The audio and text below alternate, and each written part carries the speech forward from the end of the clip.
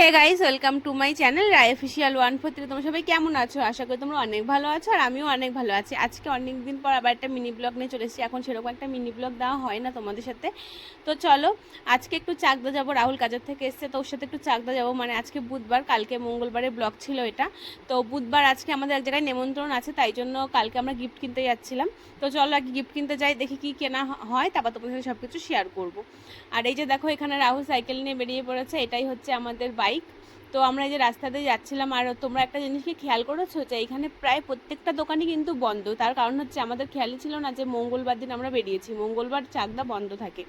তো আমরা যাওয়ার পরে আমরা যেই দোকানে গিয়েছিলাম যেটা কেনার জন্য, সেটা আমরা আর পাইনি। মানে আমরা ঘড়ি কেনার জন্য গিয়েছিলাম, কিন্তু ঘড়িটা আর আমরা পাইনি।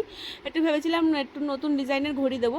তারপরে ওই যে প্লাস্টিকের দোকানটা দেখতে পাচ্ছ তোমরা, ওই দোকানে গেছিলাম একটা জিনিস দেখতে, তো আমাদের পছন্দ হয়নি। তারপরে অন্য একটা দোকানে গিয়ে নতুন ডিজাইনে এখন যে কাপলেটগুলো বেরিয়েছে, খুব সুন্দর দেখবে ডিজাইন করা থাকে, সেই কাপলেট কিনেছিলাম। সেটা তোমাদের সাথে শেয়ার করা হয়নি। আর এখানে দেখো, তোমাদের দাদার একটা নেশা আছে, তোমরা জানো, যেখানে যাবে না কেন চা না খেলেও হয় না। তো চা খাচ্ছিল, আর আমি এই বিস্কুটটা, আমাকে বললো খাও, এই বিস্কুটটা খুব ভালো খেতে, ওই জন্য আমাকে এই বিস্কুটটা দিল, আমি এই বিস্কুটটা খাচ্ছিলাম। তো তারপরে এই পাশের দোকান থেকে একটু মোগলাই অর্ডার করে বাড়ি নিয়ে চলে গেলাম, কারণ অনেক রাত হয়ে গেছিলো, আর আমরা বেরিয়েছিও রাত করে। আর সোনামা বাড়িতে একা আছে মার কাছে। আজকে ভিডিওটা এখানে, ভিডিওটা ভালো লাগলে লাইক করে দাও।